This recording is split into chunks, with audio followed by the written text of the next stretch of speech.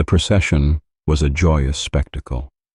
King David was finally bringing the Ark of the Covenant, God's throne on earth, to his new capital, Jerusalem. Music filled the air, and the king himself danced with all his might. The golden chest containing the very law of God swayed on a new wooden cart pulled by oxen. Then the ground became uneven. The oxen stumbled, and the sacred ark tilted, threatening to crash to the earth. A man named Uzzah, walking beside the cart, acted on pure instinct. He reached out his hand to steady the holy object. The moment his fingers touched the gold, he was struck dead. The music stopped. The celebration turned to horror and confusion.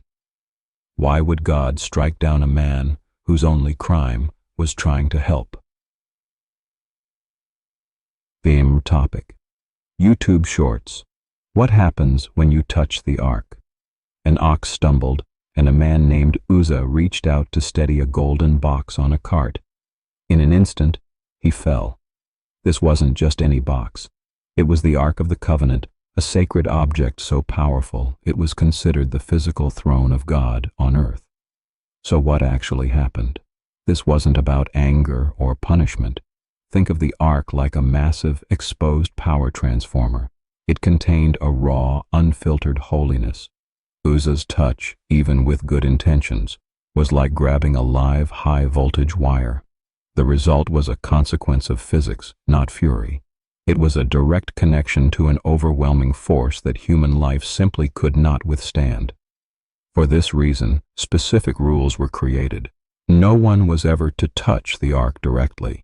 It was carried using long poles passed through rings on its sides, and only by a specific lineage of priests, the Levites. They were the trained technicians who understood the protocol. They knew how to handle the immense power safely. The story of Uzzah serves as a shocking reminder.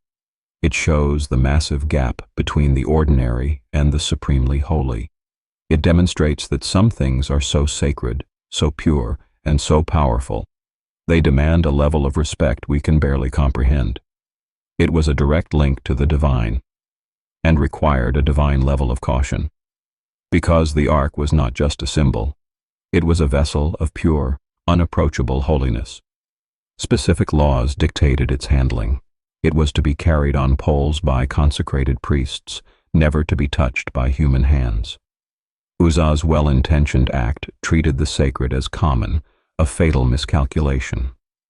His death wasn't a punishment for malice, but the inevitable consequence of a mortal man touching an infinite power source. This terrifying moment forever changed how the divine was understood, teaching that reverence is not a suggestion, but a requirement for survival in the presence of God.